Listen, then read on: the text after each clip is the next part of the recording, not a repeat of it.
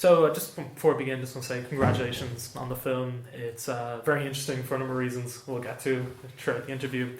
But just want to talk about that it's rare to see an Irish filmmaker make a movie that is completely immersed in another culture, both in language and in setting. So I was just curious as to how you ended up making movies in Russia. Well, I studied Russian in university in Trinity College, so pretty early on I developed an affinity with Russian culture. When I went to live there in 1993, I was, young student traveling the world in search of excitement and adventure. And 93 was the year in which there was a constitutional crisis, which ended up in an attack on the government buildings with tanks. You probably don't remember it, but anyone my age would remember it as the biggest news story of that year. The images of tanks blowing up the Russian White House, and unfortunately 400 people died. So I was there at that time, and so it was quite intoxicating for me to be there, to be writing about it as a young journalist.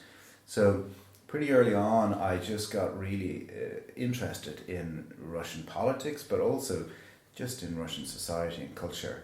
And I always look for excuses to go back there, to make a film there, to make a documentary there, to do something that could capture the spirit of the place that I had witnessed myself personally.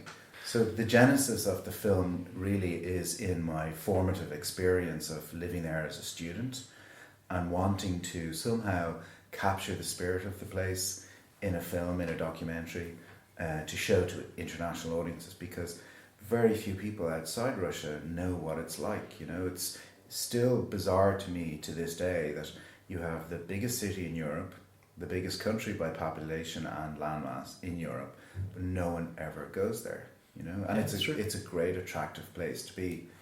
Because generally when you think of Moscow or Russia in films, it's a Cold War setting, historical drama, like something like Child 44, or it's terrible film, yeah. yeah, and it's a detour in spy thrillers where they'll stay in the city for maybe like 5 or 10 minutes to sort of give it a spy heft. Or Gorky Park, which was all shot in Finland. True, and it's just your movie feels unique, even though it's probably a more authentic view of the city. So was that what you set out to do as you were writing the script? Like, this was always the goal, to portray it in this way? Yeah, it was. I mean, I wouldn't claim now that this is any more an authentic view of the city than any other film. It's just my own personal view.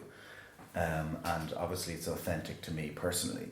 But I did want to show international audiences what Moscow is like, beyond the filter of geopolitics, because all the information people get about Russia is filtered through Putin, the government, human rights violations, the military, vodka and bears, so all the stereotypes are very strong in narratives about Russia, and that unfortunately leaves a huge, wide, rich culture pretty much not shown or not revealed, unrevealed to international audiences. And you mentioned their stereotypes, and I think one of the strengths of your movie is that a lot of the characters in it are sort of archetypal Russian characters. Like there's the big businessman, there's the babushka, there's the good girl and the bad girl, the hoodlum. But they still have a lot more depth and substance than you typically would see, and they feel three-dimensional. Would you agree that the film does this in a way? Yeah, I mean, that's always what, if you want to try and subvert stereotypes, you have to humanize archetypes. So I wanted to select characters from different age groups and different socioeconomic backgrounds. And as always with the drama, you have to humanize them. They might be extremely cruel, but you need to show why they're cruel, to try and reveal to audiences, the humanity of that person. So yes, it was always my intention to show a wide span of Russian society in a few stories. We should probably talk about the plot of the film, which is 5 disparate storylines about people of all ages, all different social strata in Moscow, and how the stories sort of interlock and interconnect in a way similar to movies like Crash or Shortcuts or Magnolia. I was just curious, was any of that wave of films, sort of multiple stories, influential as you were writing the script? Yeah, they were influential. I like those films. Yeah, me too. Those 3 specifically that you mentioned, Crash, Shortcuts and Magnolia. I enjoy watching those kind of movies. Not so much the portmanteau style movies like New York, I Love You, or, I think there's a London one as well. But I wanted to capture the spirit of a city. And I decided that a multi-narrative genre would be the right way to go about it. But I didn't want to do what Altman had done in Shortcuts, for example, where the stories are very separated. Mm. They're based on different stories by Raymond Carver that he just kind of put in together into one movie. Yeah, one character from one short story is the same as another character in a short story. Yeah, exactly. And I know that it's deemed to be a great masterpiece. I didn't like Shortcuts that much, actually. I thought it was a bit long and boring at times.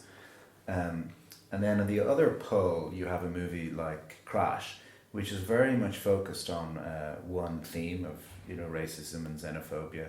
There's quite a high degree of compression of characters and narratives. And I knew I couldn't achieve that, and I didn't want to. I think probably the nearest analog to my film would be Magnolia, where you have a series of stories that are clustered around 2 families, but it doesn't feel like that. It just feels like 5 or 6 separate stories, which is what I wanted. So I started writing the different storylines and looked for ways to combine them, to compress different stories, different characters, so that there was an element of interwoven narratives, but not too much. Yeah, because towards the end of the film, there is an act in your film which is sort of similar to the Raining Frogs act in Magnolia, which sort of all the characters are sort of like gazing up into the sky, and for that reason it just sort of hit me like, oh, it's a lot like Magnolia. And it's also set in all one city, which is the same with Magnolia and Shortcuts.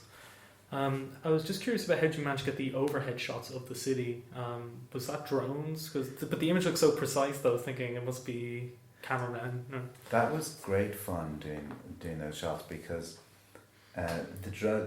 those scenes were shot 3 years ago, and at the time drone technology had just come on stream, but to only to a small extent, that when you had a drone on the street, people would come up to you and just be totally wowed. What the hell is that? So there was a brief period of a few months where the technology arrived, but the police and the authorities had not regulated against it. So we had access to a military drone that was much better quality than the normal professional drones available at that time. Really? Yeah. Using war technology? It wasn't war technology. No. They were just experimenting with Yeah, different sure, yeah. drones in this particular military facility. So a friend of mine worked there. It's a great benefit. So we kind of stole it or borrowed it for a few days. And he was really worried about using it near the Kremlin. And I was, of course, always trying to push him to take more risks, because we wanted those shots in the city centre. And after a few days, we got more confident about it. Like, police would come up to us and ask us what's going on. And as soon as they saw the live feed on the handheld video, they would just, their jaws would drop and just go, wow, that's amazing, and kind of join us in the fun of it. But those military drones were particularly good because they were balanced with tiny little ball bearings, and they were much smoother than the professional drones available at that time. I think now the technology is probably advanced and you could probably buy a really good drone, just as good as that, online. But back then you couldn't. But nowadays, if you tried that, your drone would be shot out of the sky. In fact, there was a German tourist who put up a small little drone on Red Square, and it was shot. Really? Yeah, it was shot down. That's incredible. Yeah, because they don't allow helicopters in Russia, in Moscow. There's no helicopters there, because I guess it's still quite a militarized society, and people have a lot of people have shoulder-mounted, grenades that could shoot down a helicopter.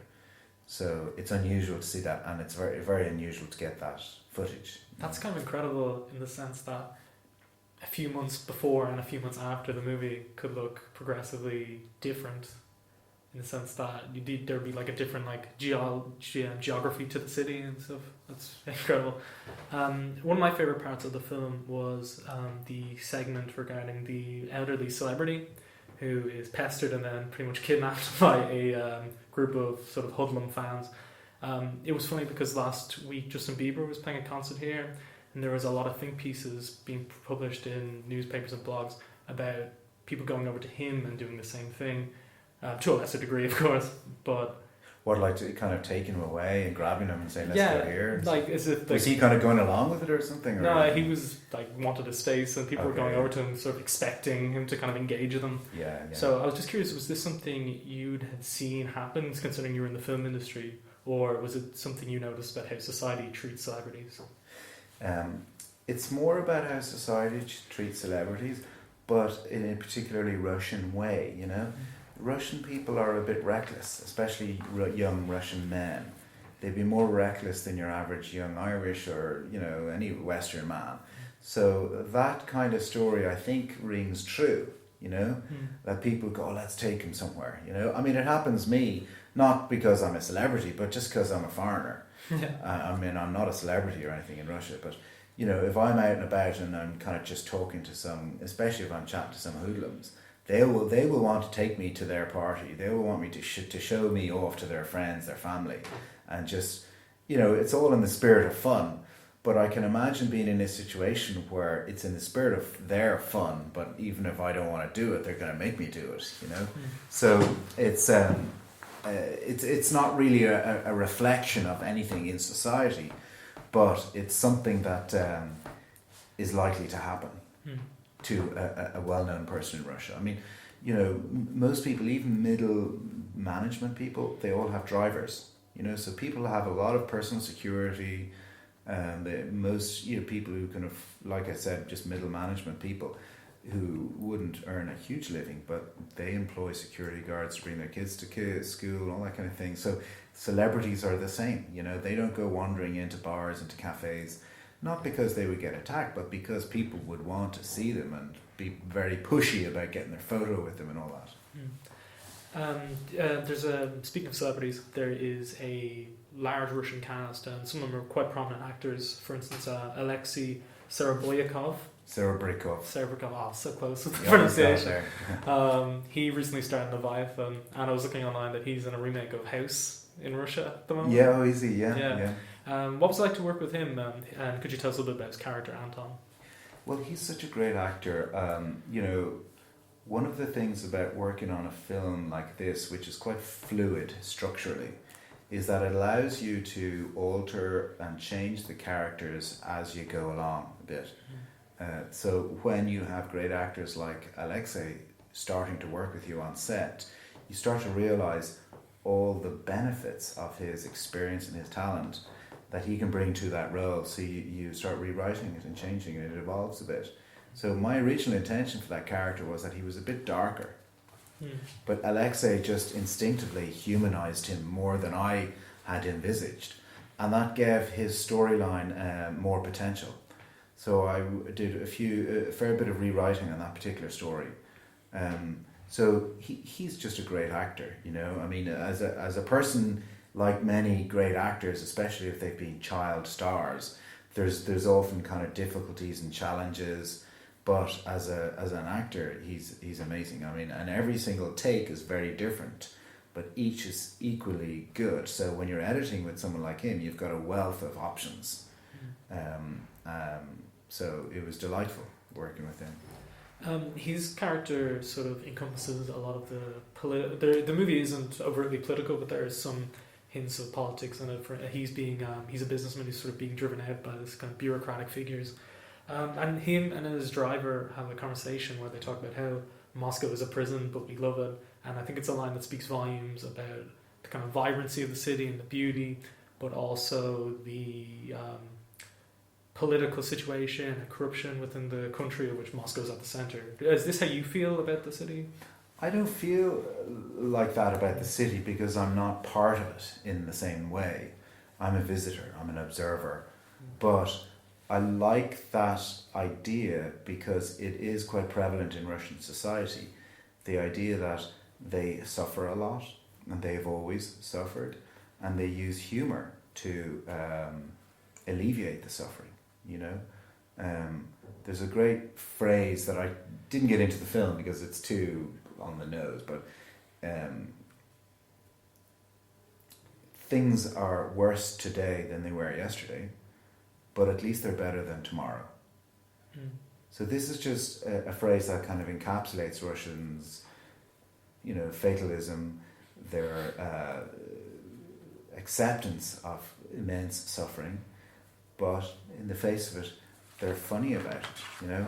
And, you know, I wanted to somehow articulate that, and the nearest I got to it was that line about, you know, is Moscow prison? Yeah, it's a prison we love. So I think it is in keeping with certain kind of trends in Russian society, especially in the humour. Recently there was the Pussy Riot scandal in Russia, and also I was looking online that while you were promoting Moscow Never Sleeps on television, you were cut off for expressing solidarity to jailed filmmaker Oleg Sentsov, who had a few features under his belt. I think he made a movie called Gamer. Yep. Yeah, which I was not the Jared Butler gamer that I first thought of. But as an artist, do you find it difficult to state your opinion on societal matters while making movies in Russia? Not really. I mean, I was never in the position where I was given a big platform to state my opinion, you know.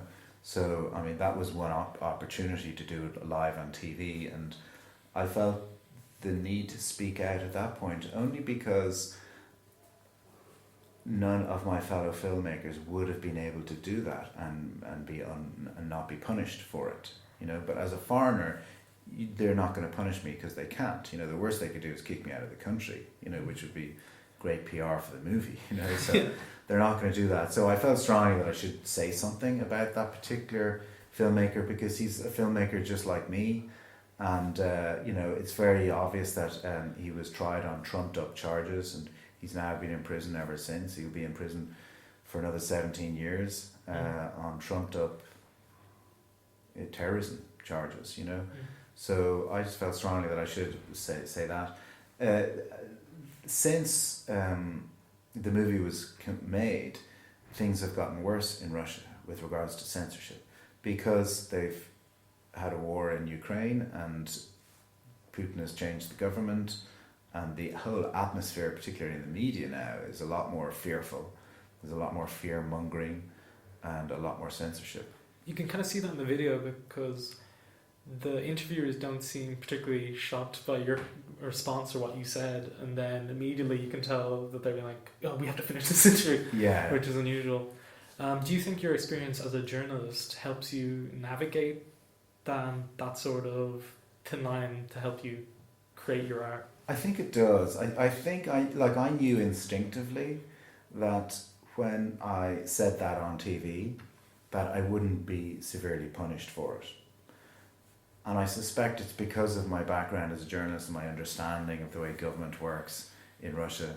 I kind of knew that, even though a lot of my friends, you know, told me I had to leave the country, I might get arrested, you got to be careful. You know, most of them, you know, especially the journalists, knew that there wouldn't be a big comeuppance for that. Just changing the topic of conversation, this is your second film? Yeah. Your first feature was The Weather Station. Yes. Was it different to sort of move from a film which the first film seemed like it was a few locations, whereas this one is like cityscape? Was that difficult to achieve, or do you think it was just like a growth of your filmmaking talent? Well, yeah, it was growth, but I mean, they were both very different films, and for me, the big difference in the experience of making both those films was that I was producing Moscow Never Sleeps. So while I was shooting Moscow Never Sleeps, after every day's shoot, instead of doing what I should have been doing, which was, you know, preparing my shot list for the next day, I was meeting potential investors to try and get cash from them to shoot the next week. So it was a real, you know, fly by the seat of your pants project. shooting and then raising finance, trying to get a bit of money here and there. We managed to get like 60 grand from Volvo to use one of their cars in the film, and they were pretty upset that we didn't use it as much as we had promised. But we needed the cash so much, we just kind of bulldozed our way through everything just to try and get cash and keep shooting. So that was the main difference in the experience for me personally on a day-to-day basis. But yeah, Weather Station was a very contained film with everything kind of planned out well in advance. You go down with the crew, you shoot for 17 days in one location, then go back to Moscow and shoot all the interiors for 17 days, and that was it. But Moscow Never Sleeps rumbled on for a long time. We had long breaks when we ran out of money. We had to go and get more money, and it was very different. You were speaking before we began recording about the movie's release schedule in Ireland, and you were saying that 80,000 people in Ireland speak Russian. Do you think this will help the movie? Is that enough to help make the movie more marketable over here? Yeah, I think so, and I hope so. Our overall plan for the film is to sell it to Netflix in the new year, probably around spring, because we have purposefully not sold VOD rights to the film in any territory other than Russia. So we want to make it an appealing project for Netflix and hope to convince them that because of the scale of the Russian diaspora around the world, that this is an attractive buy for them. So what I'm trying to do with this release in Ireland is to really get the numbers up so that we can then present it to Netflix and say, look, small budget, small market, but we have good results, mostly from the Russian diaspora. So we're going to do the same in the US in the new year with a small release, probably in about 6 or 10 cities. And thereafter, we're hopefully sell it to Netflix, and then that'll be its final resting place. It seems like a movie that will appeal to people who have left Russia and sort of feel nostalgic about their time there. I think so. I mean, it's resonating really well with the Russian diaspora because they, more than anyone, suffer from this lack of understanding about what Russia is and what Russian people are like. Because they live in the West, they interact with Westerners, with Irish people, Americans, Europeans all the time, but they're interacting with people who don't know anything about where they're from. So here's a movie that's trying to kind of present that. So for that reason, we're getting great response from the Russian community here in Ireland, and I suspect we will do in other countries as well. Yeah, it seems like it's getting out there because my dad works with a lot of Ukrainians and Moldovans, and he'd heard about the film. And it's come up on my Facebook newsfeed, the Lighthouse advertising it, and I5. So I think it will. Oh, that's great to know. I'm not aware of all that. I mean, I hope that is the case, and I'm glad to hear that. Yeah. What's next? Do you have any other film ideas that you're thinking of pursuing, or will you ever return to Ireland to make films? Or yeah, no, I'm working on 2 projects at the moment. One's a thriller set in the art world in America. Oh. And the other is a dark comedy about undertakers.